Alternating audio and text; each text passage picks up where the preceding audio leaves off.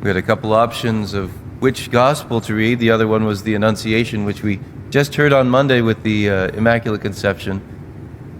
And we'll be hearing again when we get to late Advent.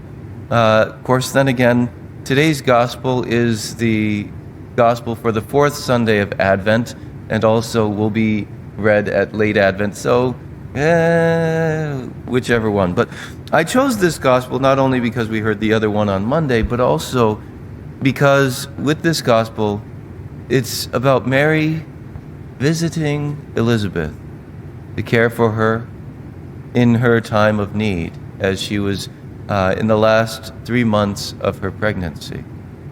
And I think about how Mary visited Juan Diego at Guadalupe, and how she came not as some foreigner, but she came in the image of one of the natives, one that would be recognizable. She came to not the bishop, but to just one lowly man, humble, who had given his life to Christ. I always find it funny as I read through the story and how Mary appears to him a few times, and just before the last time she appears, he's been struggling because the bishop says, I need some sort of a sign, doesn't believe him, and he's like, I know, why would you believe someone like me? Then his uncle is sick, and he decides he needs to go get a priest to hear his uncle's confession. And so as to avoid Our Lady, he walks around the hill instead of over it, as if she's not the one that can bring healing to her uncle. And then she comes down to him, and she says to him, am I not here who am your mother? That she has this tender, loving care. And one sign is his uncle is healed. Of course, we know a great sign is that there were the Castilian roses in the frozen ground. Roses that weren't native to the place and shouldn't have bloomed anyways, even if they were, because of the frozen ground. And he brings them in his toma, and then we see the image of Our Lady of Guadalupe. And this miraculous image, still visible even today, brought about millions of conversions.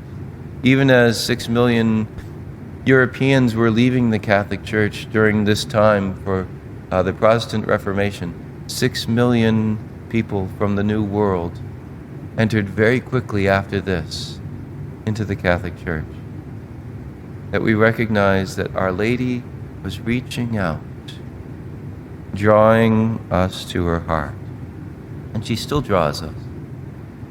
Our Lady's still coming and visiting the people of God. And she doesn't come alone, right? When she went to visit Elizabeth, what happened? John the Baptist leaped in the womb of Elizabeth. But why did he leap? Because of the presence of Christ, that Mary brought Jesus.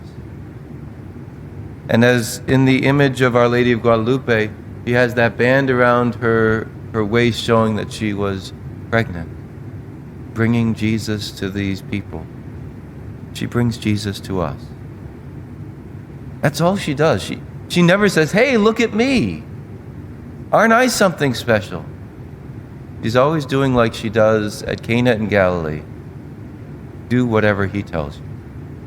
Always pointing to Jesus. So we ask our mother, Queen of heaven and earth, as we heard in the gospel, how she's clothed with the sun, with the moon under her feet, and on her head a crown of 12 stars.